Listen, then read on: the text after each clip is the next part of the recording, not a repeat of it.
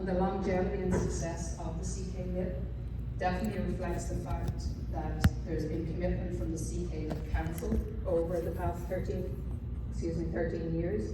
Members of our municipal council, of whom there's some in the room with us today, and also the Chatham-Kent community, because you can't be welcoming unless the community is on board. And certainly we have over 20 cultural communities established, some of them long established in Chatham-Kent. So again, adding to the vibrancy and welcoming people to our community. So partnerships, collaboration are foundational to making Chatham-Kent a welcoming community and keeping us at that level, and to ensure that all residents who arrived here are welcomed, supported, integrated, and are supported in putting down roots in the community. So with so many familiar faces in the room today, and so many new faces in the room, this event, I think, was probably one of the first events 3 years ago that was cancelled just as COVID was coming in. So it's so nice that over 3 years we've had change in our community in that period of time as well. So great to see everybody in the room today, and thank you all for everything that you do and will do and continue to do to contribute to make Chatham-Kent a place that people want to call home. So on that note, in terms of my piece, thank you, merci, bonapé, agus gurv ma griv. But members of our community attraction promotion team are here today who specifically work on the local immigration partnership. So we have Peter Solomon and Stephanie Vanderberg are here with us today. Peter is the project coordinator, joined us last summer, I believe, and Stephanie the same, so both relatively new arrivals to our work. But I would be remiss if I didn't acknowledge, because we didn't have our LIB forum 3 years ago, I do want to acknowledge the work, as many of you have connected with both Jason Stubbits and Shala Ergener, who were our previous coordinator and LIB assistants. So I don't think they had the chance really to say goodbye to everybody, so if you have the opportunity to see them today, please acknowledge the work that they have contributed as well over the past number of years. So with that, I'll hand over to Peter and he'll take on the next spot.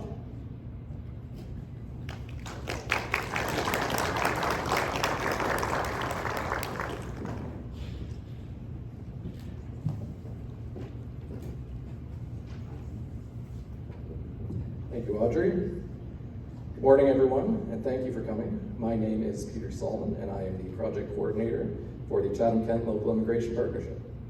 As Audrey has noted, CK Lit works as a collaborative of community partners to increase welcomability for immigrant newcomers. Our goal as an organization is to attract and retain immigrants in our community through stakeholder-driven projects and initiatives. I'd like to provide you with a brief background about our guiding framework, the Theory of Change. Theory of Change was developed in 2019 with public consultation from 5 community partner groups in response to the question, how do we continue to make Chatham-Kent a more welcoming community for all immigrants and newcomers? Through this process, the Theory of Change impact statement was developed, which reads, by 2025, more newcomers in Chatham-Kent will feel welcome and valued and are contributing and thriving members of the community within 5 years of arrival in Chatham-Kent. There were 3 strategic priorities established to help drive the intended impact statement and serve to inform all of CK Lib's work. Number 1, prepare newcomers and employers for the labor market. And this was something that was specifically pointed out to us from a 2020 immigration survey. Number 2, increase newcomers' social belonging. And number 3, increase and promote community supports and information. Under this structure, working groups were established under the 3 strategic priorities. These working groups are made up of stakeholders from related sectors and help direct the projects and initiatives CK Lib participates in. Ad hoc action teams are often formed in response to immediate issues and can also include external stakeholders. CK Lib Council consists of 38 member organizations and holds a minimum of 5 meetings per year. Council serves as a platform for discussion and decision-making while providing direction for CK Lib initiatives. While CK Lib doesn't work directly with immigrants, we do engage with them as much as possible. We do this primarily through the Immigrant Advisory Group. IAG was established in 2021 as a resource for CK-LIP Council by providing input on what immigrants and newcomers are experiencing in the community, while also sharing ideas for creating a more welcoming Chatham-Kent. The slide behind me represents the first IAG term and several tangible outcomes that we will touch on later. I can also announce that we have completed recruitment for our second term, and we'll see 34 immigrant members representing 22 countries. Some of the quantitative data and qualitative feedback we use to gauge success includes employment rates, number of organizations adopting inclusive policies in schools and workplaces, newcomer feedback through an annual community survey, number of clients accessing and using settlement services, and feedback from newcomers. We also have a forthcoming infographic highlighting many of our collaborative projects and initiatives and how they meet the strategic priorities of employment, social belonging, and community supports and information. CK-LIP hosts an annual Welcome Week event in early September. The purpose of Welcome Week is to celebrate newcomers and their contributions to the community, as well as emphasize diversity and welcoming in Chatham-Kent. CK-LIP has also partnered with local settlement to support Ukrainian and Syrian refugees through offers of assistance. Adult Language and Learning is the focal point settlement for this. ALL has also recently hired a Ukrainian speaker and now has 3 settlement workers in schools. We'd also like to briefly show a Chatham-Kent Welcome Network testimonial video featuring CK-LIP council partner, Chatham-Kent Community Health Centers. My name is Sherry Saunders, and I'm the Executive Director with the Chatham-Kent Community Health Centers. The Chatham-Kent Community Health Centers are a nonprofit, comprehensive, team-based organization rooted in the model of health and well-being, which works with individuals that have challenges in accessing traditional services across the healthcare system. I'm proud to work with 19 different unique types of individuals that are employed within our organization. We really like to be representative of the clients and individuals and families that we serve. So recruiting for diversity is instrumental in ensuring that we get persons with lived experience to help us ensure that we're responsive to the unique needs of individuals. So persons that are diverse in languages, we are a bilingual entity identified as a Francophone service provider, but we welcome diversity of language, of population, of lived experience. We are a member of the Chatham-Kent Welcoming Network, which I think is very instrumental in trying to attract diverse talent to our team and to actually ensure that our community is blossoming and from the talents of individuals coming to live and choosing to live with us. We actually connect with a lot of the new immigrants that come to the Chatham-Kent community by offering them access to primary care in a comprehensive team approach. I came in Chatham-Kent in September 2018 from Southern Africa, Angola. I like living in Chatham-Kent because, first of all, it's a quiet place, and the cost of life is also very affordable, and especially for my family. We find this place a place of rest, and my children enjoy living here. And above all, the people that we interact with every day, they are very friendly, and this makes for me this place a good place to live. Working for the CKCHC, for me, I would say it's a ministry because the CHC serves the community. And when we came here, my wife was expecting, and this was the first place that she was asked to come.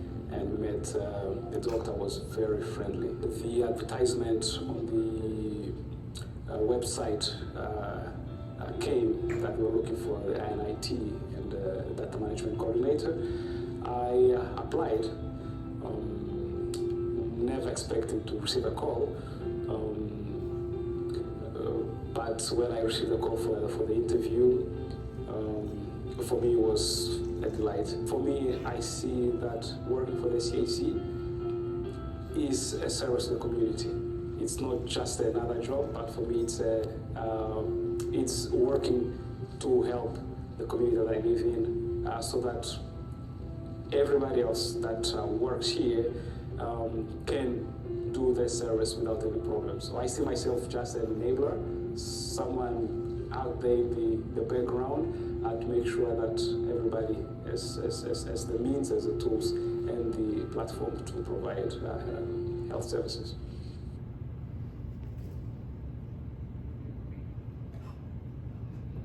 Okay, on to the exciting stuff, census data. So this is from the most recent data from Statistics Canada's census period 2016 to 2021. This information is important because it provides us with quantifiable data that helps to inform our work.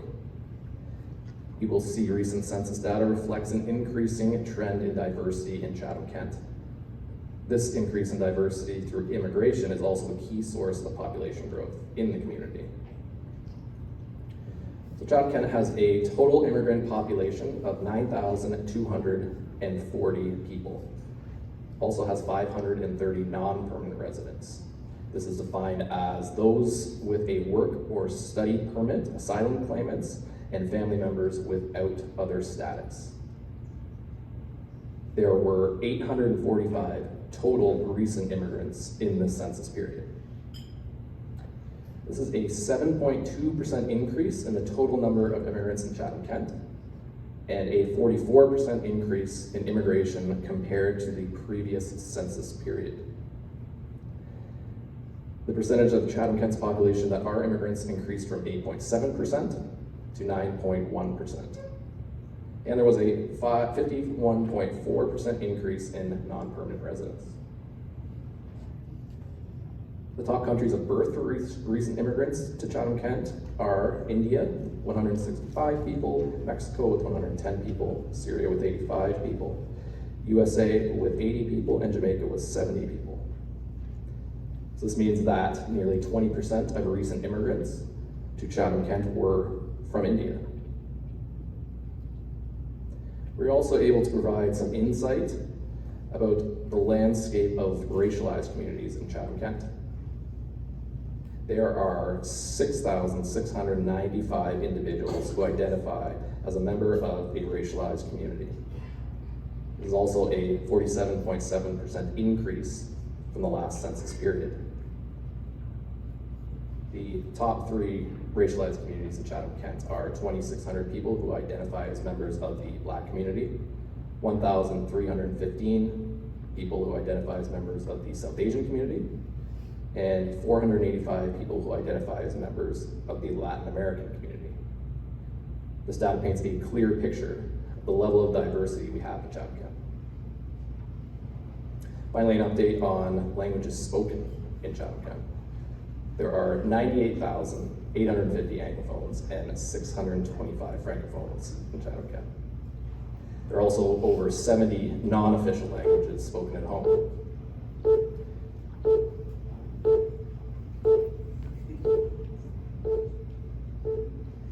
We'll take care of that. Thanks.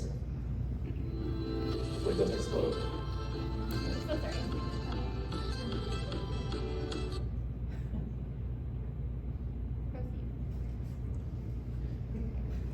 German remains the top language. However, it also saw an overall decrease. Punjabi saw a large increase, which reflects the overall increase in immigrants from India. Low German also saw an increase, which is language often spoken by temporary foreign workers. The census is an effective tool to help us understand the evolving demographics of Chatham-Kent that reflect an increasingly diverse population. This also verifies the need to build out sustainable supports in Chatham-Kent for immigrant newcomers that will continue to increase the welcomability of the community. Would now like to introduce 3 community stakeholders to speak to CK-LIP events and initiatives their organizations have been a part of that have had a positive impact on attracting and retaining immigrants and newcomers to Chatham-Kent. So I'd first like to ask Victoria Bodner, who is the Manager of Community Attraction and Promotion at the Municipality of Chatham-Kent. She will be speaking to employment. Magdiel Host, who is the Settlement Services Coordinator at Adult Language and Learning and is representing social belonging. And Christian Fehrenbach, who you met earlier and you'll hear from later. Thank you. Can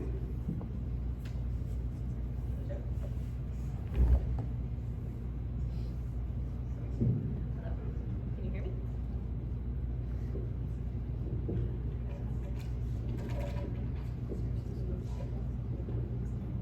Is it on? Oh, it works, okay. Morning, everybody. As Peter said, I'm Victoria Bodner. I'm the Community Attraction and Promotion Manager and part of the CK-LIP Council Partnership. So the first priority area that I'll focus on is preparing newcomers and employers for the labor market. Peter spoke a bit about the outcome goals that we have for this priority, but I'll just reiterate a little bit and talk about the work that we do locally to help achieve those goals. So we're hoping that newcomers find meaningful employment in Chatham-Kent. In addition, we want employers to be able to fill the labor market needs that they're experiencing and support diverse workforces. We see, and Peter spoke to this, that immigration is growing in Chatham-Kent. It's increasingly a big draw for our labor market locally, and of course we've seen that across Canada. Peter mentioned that 7.2% of our population growth is represented by immigrant newcomers. So immigrant newcomers have increased by 7.2%, which is really driving the growth we're seeing locally. And when we dig into those numbers, we do see that a lot of the immigrants we're seeing new to the community are part of the labor pool working age group. So this alone is success for our community, and it's success for what local immigration tries to achieve, which is that we are a welcoming and desirable place for people to live and also to work. A lot of what we hear from immigrants as well is that, and non-immigrants, is that when you're looking for a community to move to, that you're looking at employment. And when you're looking for a community to stay in, your employment really matters. So when we did do a survey of immigrants within Chatham-Kent in 2020, that came out as the top need as well, unsurprisingly. So it's very important for the LIP around the table to be sharing what supports are evolving for immigrants to meet their career objectives, and what supports exist and are evolving in the community to help employers to attract the immigrant talent and the talent that they need to make their workplaces vibrant places to work and to succeed. As Audrey mentioned earlier, the Community Attraction and Promotion team, which I'm a part of, our main goal is to help residents move to the community, and talent is a huge need for that. So we work across the board with people around the room really here, and with local settlement agencies that are represented at the table here as well, who do the first-hand client supports for immigrants to reach their career objectives. And we're very pleased to be able to work with all the partners around the table. Part of our role is to tell some of those stories. So immigrant success stories, employment success stories, and employer success stories as well, to help share best practices about what's working well, where are we seeing success in vibrant spaces. And then of course, around the table, we're sharing information sessions to share some capacity building efforts for employers, for stakeholders, about what does an immigration pathway look like, how do you attract foreign talent, how do you integrate and assess credentials. A lot of that high-level information sharing comes from the LIP table and is integral to helping to support our community grow. Other examples that fall within the theory of change are supporting volunteering and networking opportunities. So of course, if you move to a new community, your professional network, you have to restart and build. So a lot of the work that LIP does is to highlight where those opportunities exist, and if they don't already exist, to build the opportunities. So a networking fair, for example, was hosted last year, and helped to, one, showcase the services around the community, but also help people build their network and attain those career outcomes that they're looking for. And then the other piece is cross-cultural training and diversity training. So while we don't provide that ourselves, we are often looking for opportunities to host this for organizations and employers in Chatham-Kent, and that work comes from the local immigration partnership table. So through these activities, what we're hoping to see, again, is in the interim, newcomers are gaining the knowledge and ability to navigate employment opportunities and services. Local employers are growing their workforce diversity, and they're learning how to value and understand international work experience on par with Canadian work experience. Thank you very much.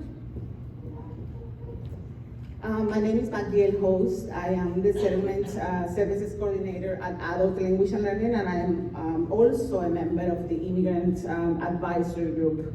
And today I'm going to talk to you about some of the activities that align with the focus area of increasing newcomers' social belonging. And these activities also our organization has participated in. I'm going to do a little bit of reading because I don't want to forget any of these activities, so bear with me for a little bit. The Chatham-Kent LEAP, Immigrant Advisory Group, or IAG, I'm going to be using that acronym for a little most of these activities, has been and continues to be involved in the local engagement opportunities and regional and national projects. Some of the examples are that the IAG advised Chatham-Kent Public Health through a survey and perspective of newcomers and immigrants regarding COVID-19 vaccinations. Also, 4 members of the EIG participated in the community voice conversation with immigrants and newcomers facilitated by the United Way of Chatham-Kent. They also provided feedback on the creation of the Living CK and New Resident Guide. They participated in the Living CK Marketing Focus Group. The Chatham-Kent LEAP IAG has been part of 4 National LEAP Secretariats projects, consultative forums and workshops. We have promoted advisory committees, committee of councils, and board opportunities to immigrants. Actually, 2 of our immigrant advisory group members have joined committees of council. You can also take a look at the Theory of Change infographic for a complete list of initiatives that the IAG has been involved in. We also hosted a Canadian citizenship ceremony during the Festival of Nations in 2019, and I'm going to pass a little bit on these activities. I want to talk a little bit about the journey for newcomers to become Canadian citizens. And I don't know how much you know about the process, but it takes around 3 years. We have to meet or to have a specific language criteria that we have to prove to IRCC to be able to apply. You have to complete an exam depending on your age, obviously, and also you have to participate in the swearing ceremony, which is what we're talking about right now. As part of what this means to newcomers, I mean, this is different for everyone. I'm going to talk a little bit about my own journey to become Canadian citizen, but also give you a little bit of insight of what our clients feel when they come to us after they have become Canadians, and what are their feelings regarding to the citizenship. For some of them, obtaining Canadian citizenship means finding a home. Finding a home where they have the freedom, where they have rights that they never had before. It also means that nobody can take that away from you. And it also means that they have the freedom to do what they please and things that they weren't able to do before.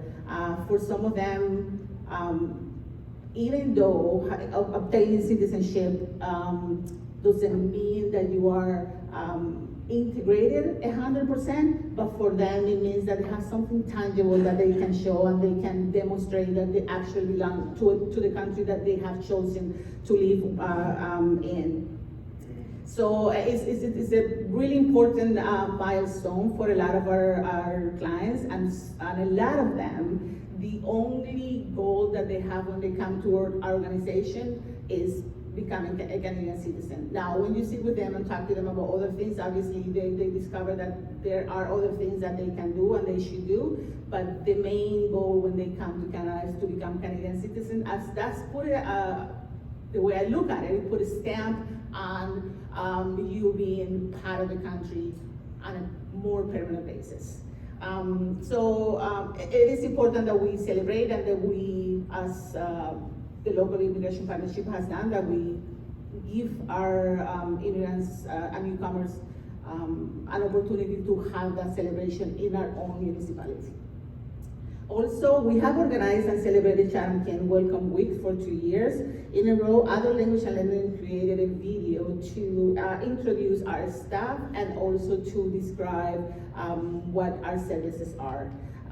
You can also refer to the Welcome Week infographic, the one that we had in 2022, for the list of activities and events that we hosted or partner with the local immigration partnership. And within this focus area, obviously we want to see an increasing of belonging of newcomers in Chatham-Kent, and this will be demonstrated with some of these outcomes. Number one, every newcomer is welcomed and greeted by a member of Chatham-Kent community. Newcomers are accepted and celebrated in the community. And number three, adoption of policies that support and drive structural changes that specifically benefit newcomers. So things like we have inclusive practices, policies, and procedures in our organizations, that we continue to educate people on cultural awareness and anti-racism activities in the schools, in our workplaces. This is one of the ways that, for me anyways, this education is the most important matter in which we can become welcome, because we know we all have our own biases and thoughts regarding a specific group of people, and being educated and knowing the language that we can use to address some of those issues is important. And the long-term outcome for our social belonging strategy will be to ensure that newcomers in Chatham-Kent are welcome, are valued in the community, and that they participate in community events and in civic life, beside the work and the participation in activities that they do within their own ethnic group. So again, social belonging is different for every one of us. We talked a little bit about citizenship, but to belong to a place as a newcomer, there are many things that are part of that. Being employed with employment that is commensurate with your skills, having social connections, having professional connections, being acknowledged as who you are, and what that means for our community, and also for our community to recognize what we bring with us, whether it's our culture, our professional skills, our religions, or our languages into that community, and what does that do to the complexity of the demographics in a region. So that's it for me. Thank you so much, Magdalene. I'd just like to touch on a few of the activities that the partnership has accomplished that align with the focus area of increasing and promoting community supports. So really talking about things that the partnership has accomplished in terms of getting newcomers in the community information and connections that they need to thrive here. And so I'm going to start by talking about some formal accomplishments and take a different twist on that after. There are many things that we've done over the past few years that we're proud of.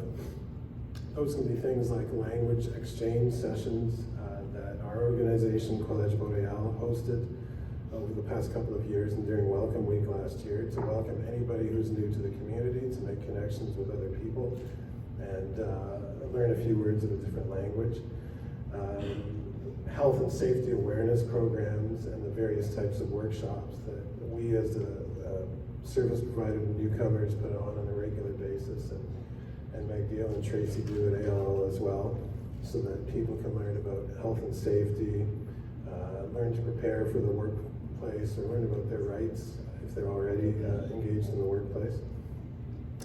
Those can be things like focus groups to inform strategies such as marketing campaigns for Choose Chatham-Kent to attract more people to the community. There's something that Stephanie and Peter work on which is called the Offers of Assistance to Refugees and Displaced Peoples.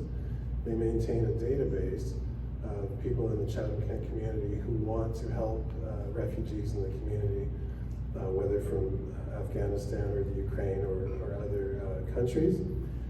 They're in regular contact with Tracy and myself to let us know who has things to offer, who would like to help. And that allows us to provide information to people who are new and might benefit from those services, might be having difficulty finding accommodations that they can afford for their family. We were able to do that for somebody who was moving to Windsor as a refugee from Windsor in the past year, was looking for accommodations. Those types of resources are very helpful in terms of doing the work that we do, and also engaging people in the broader community that want to make a contribution. We can make that connection. So those are some of the formal things we've done and we do. But I'd like to point out the goal of this focus area, and then I mentioned something else. The long-term outcome of the community supports and information strategy is for gaps and services in the community to be eliminated, and for newcomers to participate in civic life independently. And that's, I think that's worded very well. And the reason I say that is that when we are working with people here who are new, particularly people who have to learn the language in order to integrate into society here, we do a lot of work with them, encouraging them to get out of our office and make connections in the community on their own.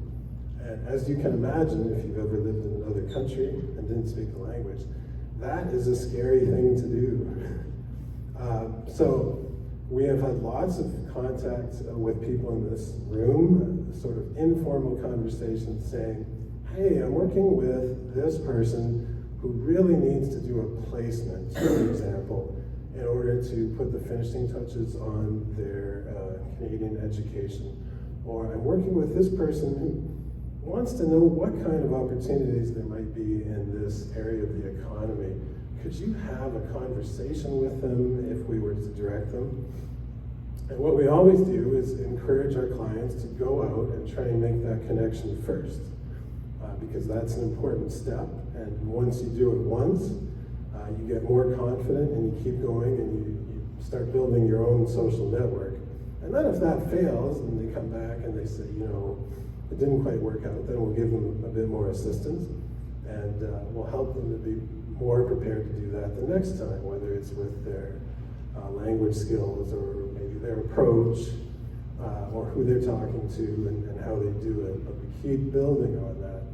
And so my point is that when people in your organizations receive those people in those types of circumstances, the impact that you can have on them is profound. When you give them the opportunity to speak over the phone and ask them questions, and even better, invite them to stop by your organization and ask those questions in person, because it's pretty hard sometimes in your second or third or fourth language to have a good conversation on the phone. It's even easier in person. But when we see people come back who have had positive experiences in that respect, you're really helping them build up their capacity to integrate into the community and achieve the independence that we're seeking. And so thank you to everyone who has been so helpful in doing that so far. I just want you to know that that is so appreciated by clients when we do that, and we hope to continue that. I think that's it. Thank you.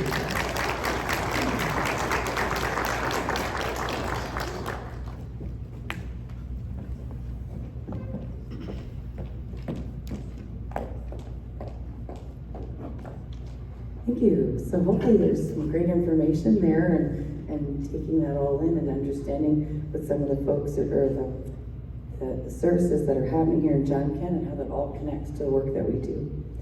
And I've had a bit of a cold, so I have this raspy voice, and hopefully it holds out for the remainder of the session here. So we're going to take a few minutes here, and so thank you, Victoria, thank you, Magdal and Tristan, and we're going to do a short round table exercise. So we're going to get you working here a little bit. We're only going to spend about 8 minutes doing it, and then we'll have a quick debrief. Each table, please discuss the work that you're doing in your organization, and there should be up on the slide deck here, in your organization to promote welcomeability and belonging, and what you have seen in the community that is commendable and effective or best practice. How many countries are represented perhaps at your table, and we'll just take a few minutes to do that. If you need a reminder, right here on the slide. I'm not going to sing, so I'm not going to do that. Do.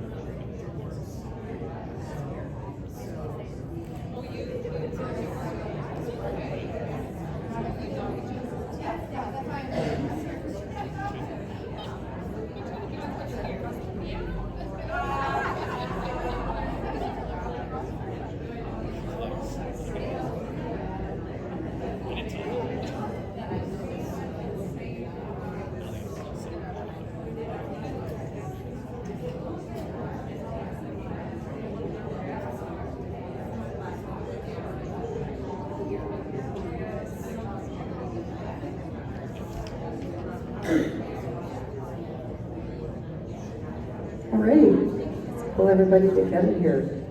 So is there a volunteer at the table to share a little bit of this information with us, what you talked about? Oh, Giovanni, are you electing her? Here.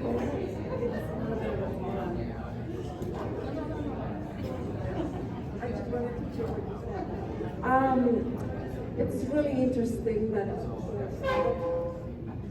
that being in this table, that they just knew each other from connecting through some website, and then Laura was coming from Ottawa to live in Chatham-Kent, and then they just met here again.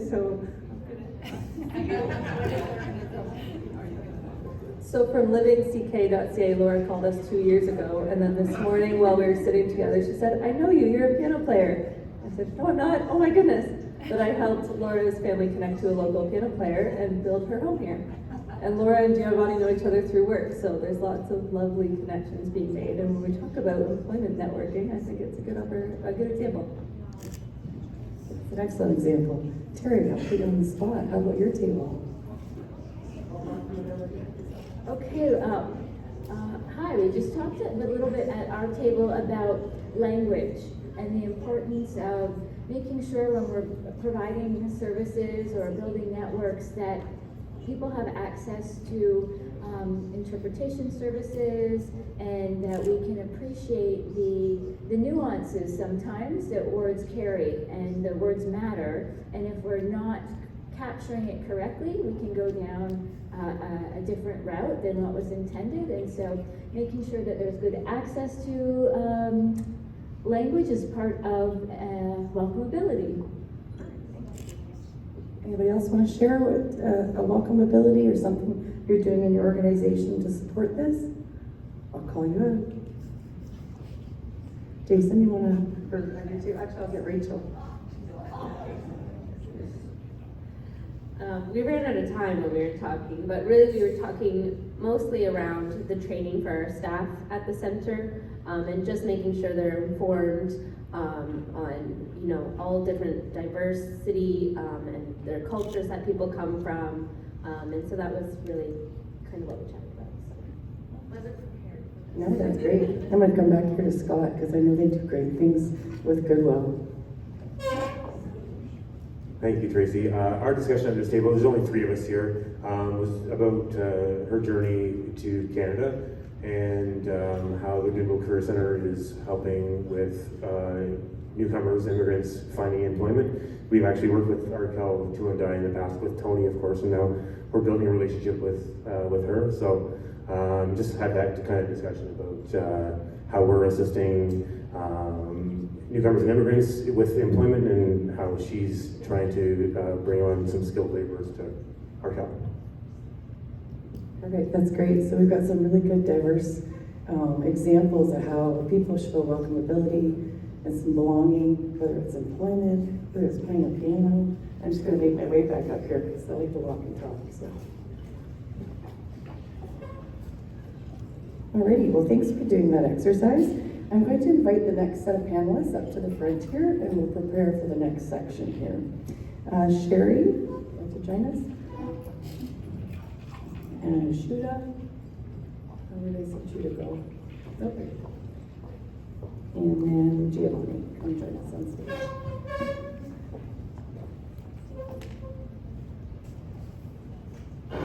So it's my pleasure to introduce these 3 individuals here joining us today.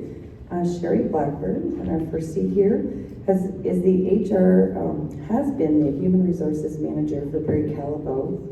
Wait, I'm going to have to move the mic over there so I don't get feedback.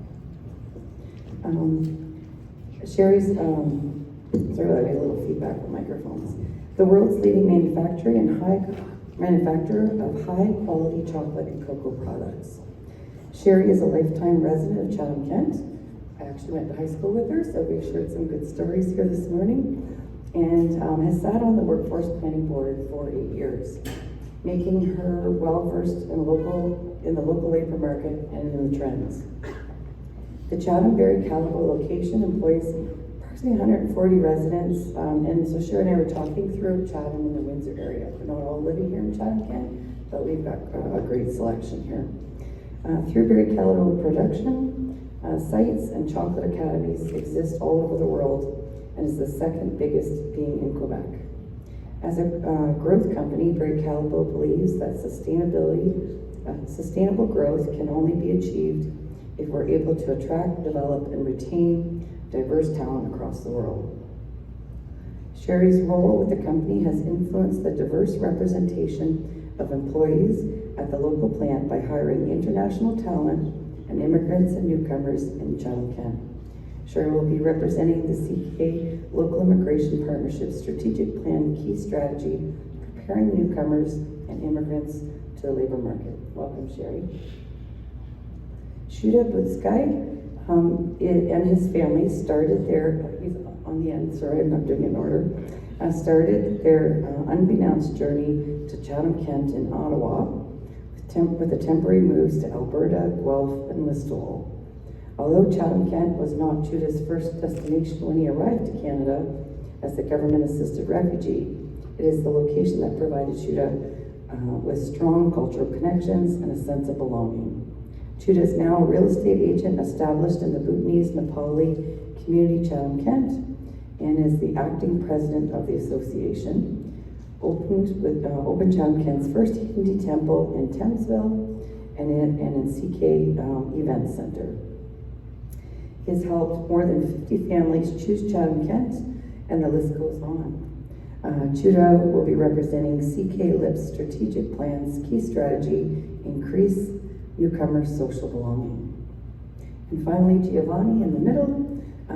Giovanni has following her move to Chatham-Kent, Giovanni Barretto experienced and overcame many obstacles, having to navigate them while taking care of her young children and attempting to reestablish her life in a new country.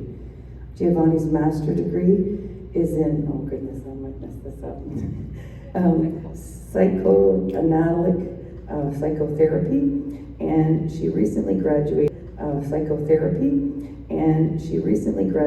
from Yorkville University with a master's in art in counseling psychology. Giovanni is now a registered psychotherapist and has her own practice here in Chatham called Gio's Counseling Services. Giovanni is grateful for the local service and organizations she utilized, which helped her gain her skills that she needed, as well as feel welcomed and valued, and become a contributing and thriving member of our community.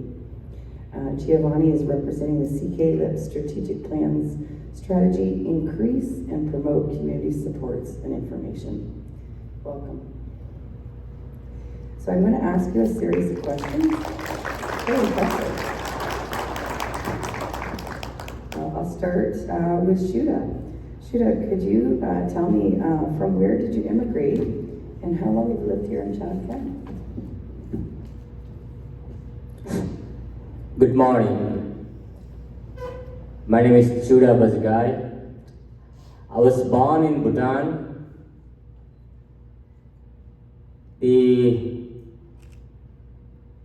At the age of 4, I was evicted from Bhutan because of the tyrant government of Bhutan. I was evicted along with 100,000 people because Bhutan implemented one nation, one people. We were not allowed to speak our language. We were not allowed to practice our religion. We were not allowed to wear our cultural dresses. Many innocent people were put into prison, tortured, beaten, raped by the authority. So our population could not tolerate the torture. So at the age of 4, I along with 100,000 people evicted from Bhutan, and we were put into a refugee camp in eastern Nepal. The huts built by bamboo and thatch roof. We spent 2 decades in very miserable situation in refugee camp. Very limited resources, lack of health resources. Many people, innocent children, senior people, and many other passed away because of simple asthma and etc. It was so miserable. With the help of RAP, Refugee Assisted Program, we were given permanent residency and we were brought to the land of opportunity by Canadian government. And thank you. Thank you, Judah. So how long have you been here in Chatham-Kent? I have been here in Chatham-Kent for 2 years. And one more question for you. Why is social belonging an important piece of the integration here? So I believe social belonging is pathway to prosperity. Having a sense of social belonging is that feeling you are socially connected with others in communities. Social belonging is an important piece of integration because through social connections, you feel you are accepted, you feel you are valued, you feel you belong here, and you feel whole. So you are more open to explore and seize the opportunities through connections. I use problem to new immigrant communities is cultural shocks, language barrier, and life skills. And I have lived in example and experiences about those fields, and I have helped many families, those who came to Canada along with me.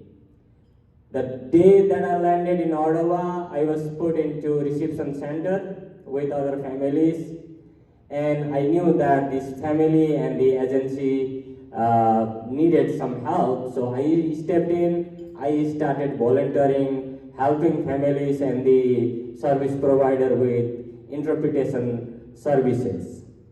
And since I stepped in, I worked with immigration CIC Ottawa. I worked with different school board, helping school board and service provider, hospital and etc. provide services through language interpretation. Social connections. So a sense of belonging is more important for member of minority group. The more they feel they belong, the better they can do in community, in school, in job places, and etc. A sense of social belonging can increase social, economic, and health outcomes in community. Thank you. So if communities need some sort of cultural flavor, can you elaborate on what that would look like? So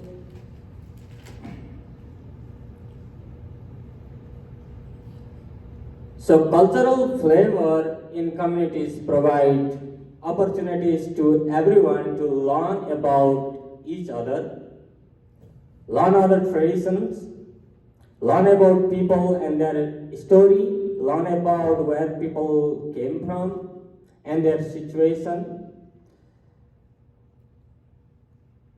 Cultural diversity helps us recognize and respect ways of being that they are not necessarily our own. Thank you. And so one final question for you, Shuda. What advice would you give someone that just immigrated to Chatham-Kent? Well, be prepared and do lots of research. Seek for help. Take initiatives. Don't lose your heritage. Share your culture. Be passionate. Be willing to adapt. Give feedback. Give back. Educate yourself. Be humble. Network, network, network. Volunteer. Have a positive and love this place. Thank you. Beautiful, thank you.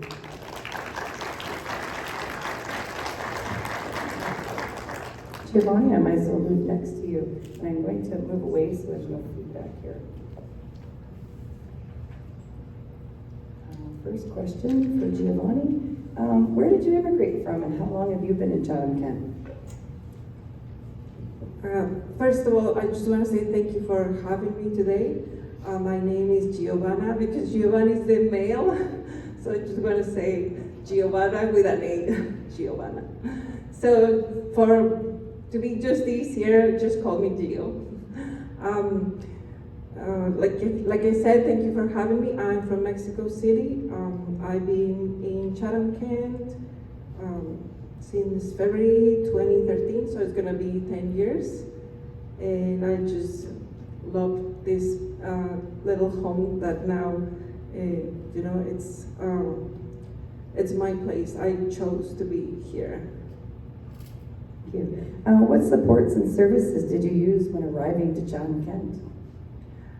Well, first of all, I went to the library, and then I went from there through the library, Other Language and Learning. That was my first place, and then I went to Goodwill. So I would say I've been connecting with all the organizations in town, and I just cannot tell you how thankful I am for every person that I've met, because thanks to them, thanks to you, to every people that is here sitting, somehow has helped me to be where am I right now. So thank you to everyone, and each of you. And that speaks to the network, right? Network, yeah. We need, like Chuda said, we need to put ourselves out there, volunteer, find what is our true call, and put our heart and our mind to become whatever we want to be, and connect with those people, because they are always there to help out. Even I remember yourself, you did my first interview, remember? So it's been just a wonderful experience. I just cannot thank enough this welcome city, and it's a dream to be right here with you. And so one of our questions is, how does the services that help you gain the skills that you have now? I would say every little one, every little interview, every little person, everyone has done something for me. And I don't think it's little, I think it's huge. For example, just thinking Other Language and Learning, and then connecting victim services, and then family service care, and then I really wanted to find my dream job. And I can say thanks to all of them that helped me, preparing and doing the mocking interviews, and then the language, and then going to connect with other organizations. For example, I had to validate all my credentials back from Mexico, and then I remember MacDill helping me with that, and then going to present all my papers. And it's been like a long time, it's taken me a long time, but at the same time, I'm so proud of that. I never look back, and I said, I just have this goal and I need to keep going. And I don't know how long it's gonna take me, but I'm gonna get there. The other thing I would say is be positive, choose happiness, choose that you can do this. Like, never give up, because as an immigrant, we lose, but at the same time, we gain something. Back in Mexico, I would never, in my wildest dreams, I would think that I would have this amazing community. I would never have met all these people from all over the world. Like, this is just a wonderful opportunity, and that's why Chatham-Kent is so rich. because I met all these people from all these countries, and they are all my friends. Like I am part of the Chatham-Kent Latin group, and so. So how did you learn about some of these services? I learned just by talking to people, by knocking every single door, by calling and calling again and not giving up, and even thinking, okay, if it's not here, what else? What else do I need to do? Like I said, not giving up, saying, okay, I need to go here and go there, and if this is not working, I'm gonna keep doing it until I make it. And what would make community supports and information in Chatham-Kent more accessible? Oh, more accessible. I think it's been super helpful, like I said, the library, but then talking to people, and then they will be sending me to the right places and connections, and like Tristan said, you need to know this person that know this other person, and be able to be open and be willing to make mistakes and do it all over again. Is there anything that you identified that wasn't available to you that would have made that experience better? I would say back, like I can look back 10 years, there was a little gaps perhaps within the organizations, but now I can feel that this gap is closing. So I'm so happy because I can see that, and I can see how Chatham-Kent is becoming more close and more strengthening those relationships within the organization. So I'm so glad to see that, because back in the day I was a little bit lost. It wasn't.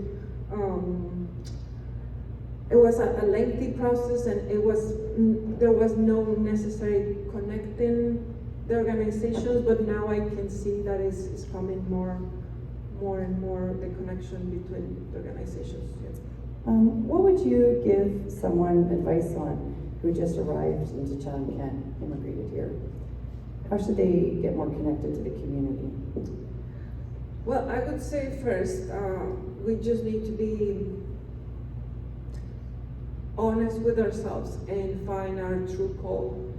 So once you have done that, you need to look for the right place to go, and because I do believe that Chatham-Kent and Canada in general, it's like Truda said, a wonderful place that is welcoming, and they will help you to achieve that dream. So I think that the most important thing is to have super clear and transparent, and be honest with yourself and say what really I want to do.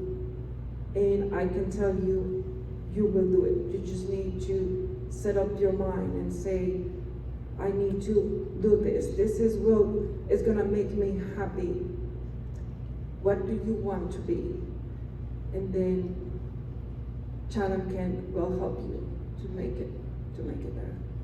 Well, Gio, thank you so much, Gio. It's an absolute privilege to be part of your journey in our organization. And I think the important connection here is that the Immigrant Advisory Group pulls together some of these conversations and identifies some of those gaps. And that's what's brought us all here today, is how can we do better? What can we do better? And what are we doing, right? Thank you so much. It's just so moving that you guys are so worried about the immigrants. It just touches my heart, and I just want to thank you, and I just want to give back somehow. So thank you so much for having me. Thank you.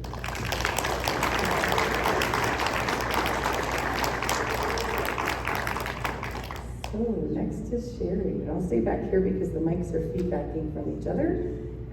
And Sherry is representing the employment piece. So Sherry, lots of feedback. Sherry, how many immigrants do you currently employ, and what languages are spoken at Great Calvo? So we have 12 different countries and 15 different languages at our facility. What can you tell us about navigating the process of hiring an immigrant? Can you offer any tips? So we have basically 3 different ways that somebody might be hired as an immigrant, I guess. One would be through global mobility. So that's within our own company. We have a global mobility department that will assist if I wanted to hire someone from Mexico or Brazil or the US. And through that department, there is packages that people would have included, which would include a realtor, temporary housing, temporary furniture, temporary medical until you fit into the Ontario programs, cultural training, services for your families, and then also I typically connect them with local services that we have in Chatham-Kent. The next way would be if someone was, for instance, living in Toronto and they wanted to move to the area, I wanted to hire them, I would give them a relocation package of a certain dollar amount depending on the size of their family, or if they were just an hour away versus living in Alberta or something like that. And then also we would hire local immigrants as well. And so what are some of the advantages of hiring newcomers to your facility? I think, like personally, I think that newcomers always bring a different perspective to anything that's within the business. Being a global company, we have a lot of resources. I can't get employees with the experience always in this area, but bringing people to Chatham-Kent, I can leverage their experience on some of the different computer programs, different knowledge, different educations.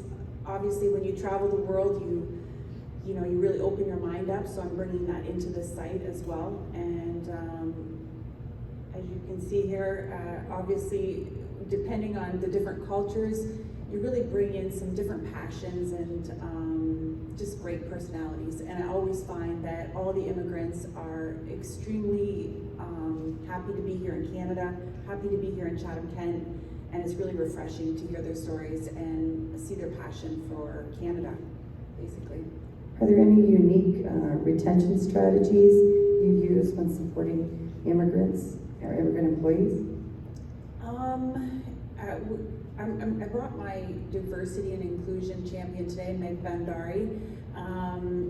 So we do have a diversity and inclusion program at the site to hopefully help all the immigrants feel more welcomed.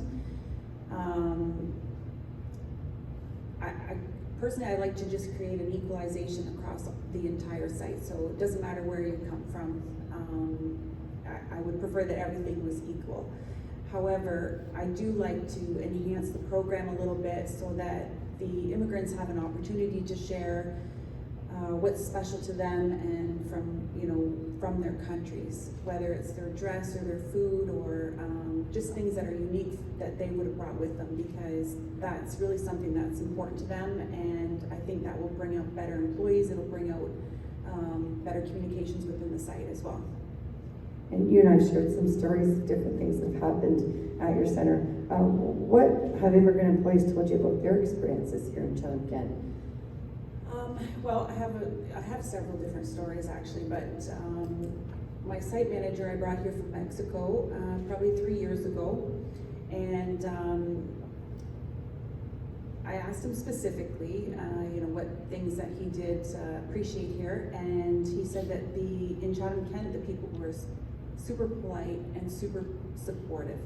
So anytime he reached out anywhere in the community, whether it was saying hello on the street or just at a restaurant, people were always willing to help and answer any questions for him or his family. He also said that they were open to understand that he didn't have great English, so patient with him as he was speaking and being able to get his point across. He didn't feel as though he was rushed with his conversation, and just everyone took the time to listen. The government offices, he said that all the places that he went here, as far as getting banking information, social insurance numbers, things like that, they were all courteous and polite and very helpful for any of his questions. Also, the safety of the community. He feels very safe here. His children feel safe here. It was a bit of an adjustment for them to be able to just let the kids leave and go down to the store and come home. but felt that the community here was amazingly safe and loved that aspect. He told me a story about when he first got here, and in our lunchroom, employees will grab a plug anywhere to charge their phone while they go back out to the plant. So anywhere in the building you can see a cell phone plugged in, and it was just amazing to him that they would just leave their cell phone out in the open and you could come back and it would still be there later, that no one would take the cell phone. So yeah. The only thing he mentioned, what I think your next question is what is going well and what Yeah. would make talent retention and attraction of immigrants talent easier?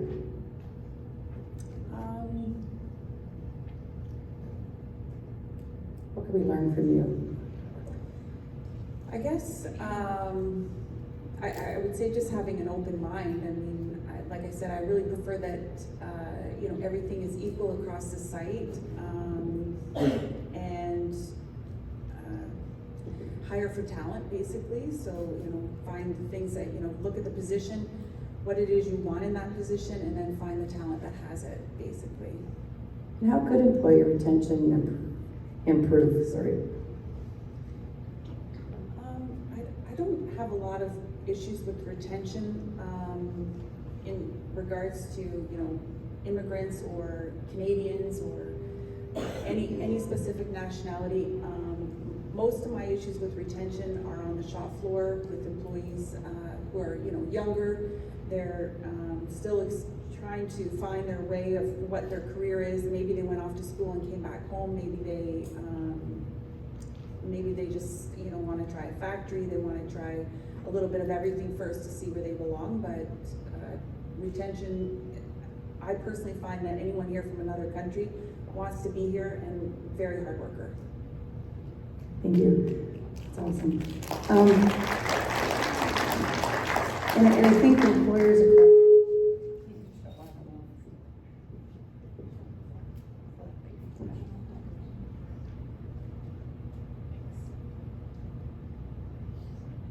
joy of technology. There we go. A lot of employers are in the room, and then there's others that employ newcomers as well. So we're all trying to find that balance and how to support that and help support the journeys and help support the communities and making sure all those connections are there. So I will take a couple questions from the audience, and then we will show a brief video after. Okay. Anybody have any questions for any of the panelists? Thinking about it? No? Alrighty. Is there anything additional you'd like to share with the group that I didn't ask today? We've captured it all? Good. Okay. Sure. I'll use this one so we don't skip it. Good idea. Let me add something about why Chatham-Kent. So I think I am the person who has lived in many places in Canada. I have lived in Ottawa, and then I moved to Alberta, Edmonton, and worked for non-profit organization for 7-8 years. And then I moved to Guelph,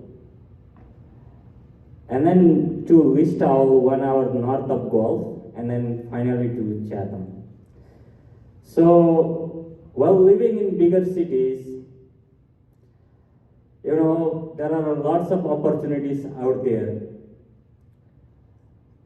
But those opportunities may not be to new immigrant families or new immigrant individuals. There are some struggles finding employment in bigger cities.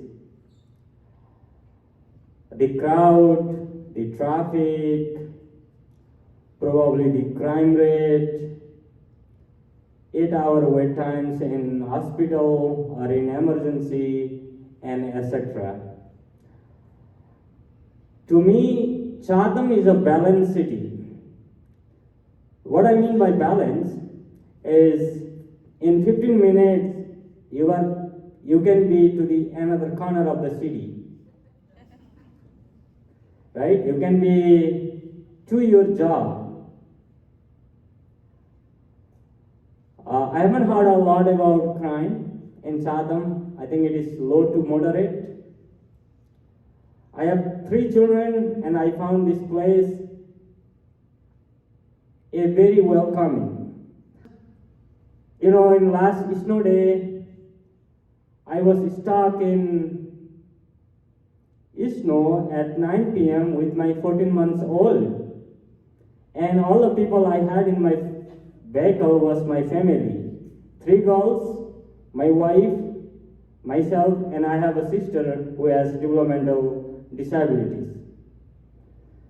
I was stuck and like 10 people from neighborhood came and they pushed my car. That is the beauty of Chatham-Kent. Very welcoming community. Thank you. That's a great example, actually. And it kind of leads into Chatham-Kent was the first welcoming community launched by IRCC. So as a small center, I think this is amazing that it's resonating through folks that are still coming. We have that label, but we have to practice that each and every day.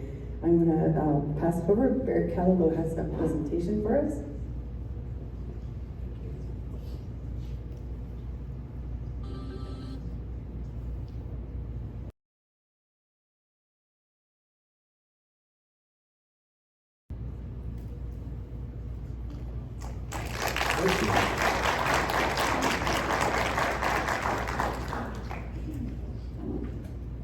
We would like to thank Sherry, Truda, and Giovanna for taking the time to share their stories with us. These 3 people, among many in our community, represent the long-term outcomes of all of the strategic themes of the Chatham-Kent Local Immigration Partnership Strategic Plan. It was very inspiring. Thank you. Giovanna, it's very interesting that you mentioned that the library was one of your first stops when you got here, because in your honor, all 3 of you, the Chatham-Kent Local Immigration Partnership is going to be donating these books to the Chatham-Kent Public Library through the Literary Angels program. The books, Ibtihaj Muhammad, Olympic fencer, Say the Right Thing, How to Talk About Identity, Diversity, and Justice, and Sun Keep Rising, feature culturally diverse characters and promote diversity. As we know, the library, and as you mentioned, plays a really important role in the integration of people who are new here. It's a place where they can get information about the labor market, about resources that are available for people. The library works with employment and social services to offer the Community Navigator program. They offer free educational and recreational programs. So many different things, access to computers even for people who may not have access to technology, and the list goes on. These books will be at the library, so we encourage you to check them out, and thank you so much.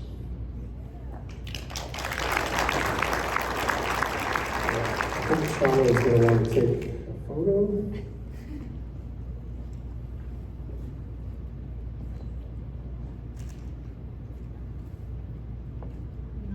And you'll see inside there's something from us to hold on to.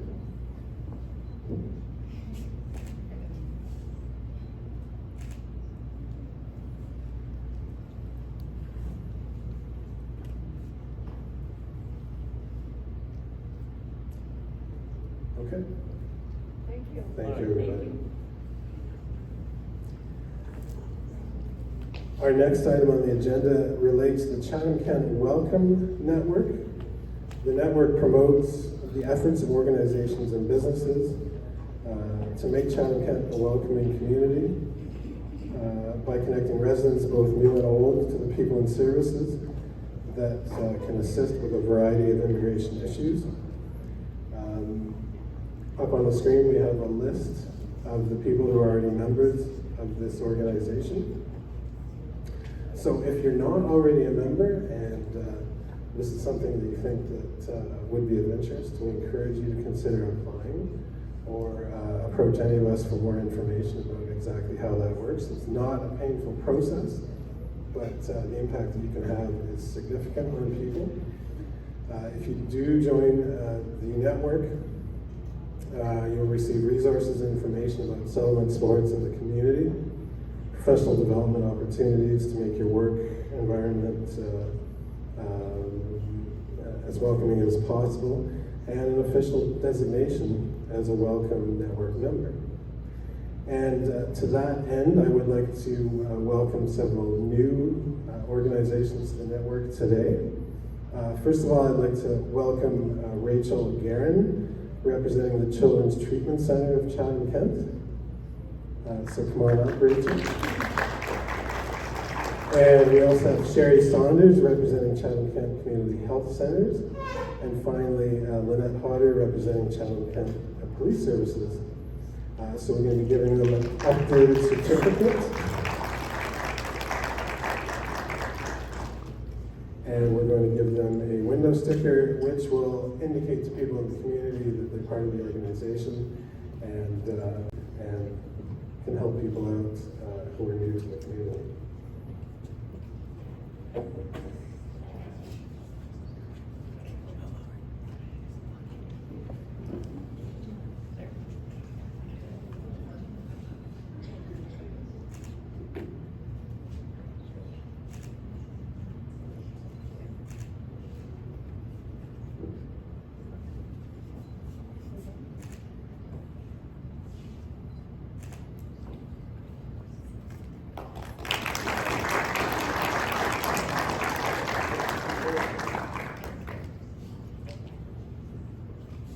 I'm excited that they're window transfer stickies. I know that doesn't sound like much for others, but we had stickers before and they stick to the glass.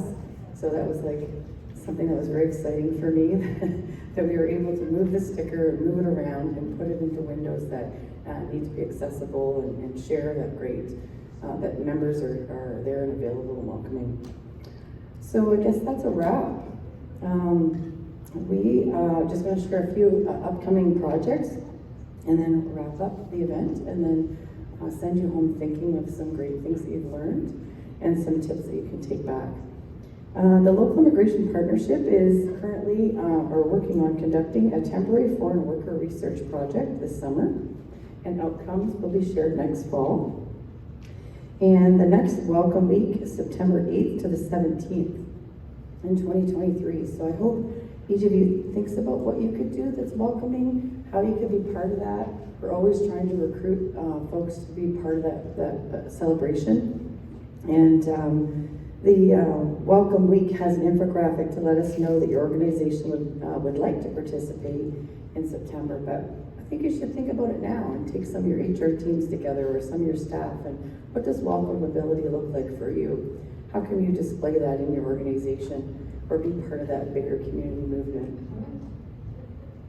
And then if you know anybody that's not part of the network, we're happy to share, and you just contact the Local Immigration Partnership staff here, and we can connect with future people to be part of that. And I'm going to pass it back over to Tristan. But it really has been a joy to be part of some of the journeys of the folks that spoke today, and hopefully you take home some of those key points. Thanks, Tracy. Just a couple of final points before we go.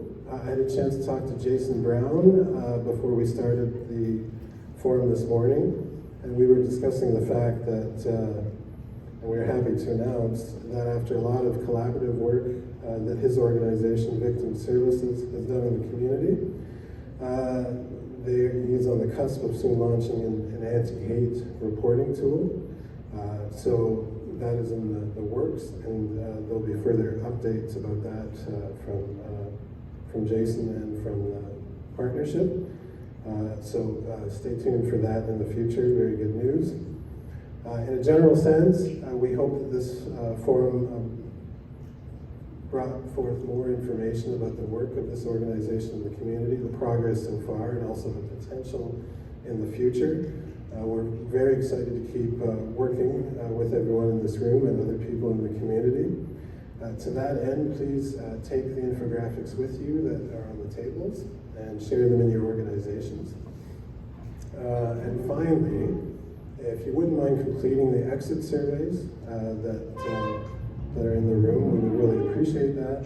And there is a QR code associated with those on each table. So thank you very much for being here in person. Very exciting to be able to do this again. And stay and chat and connect, and have a great Thursday. Thank you.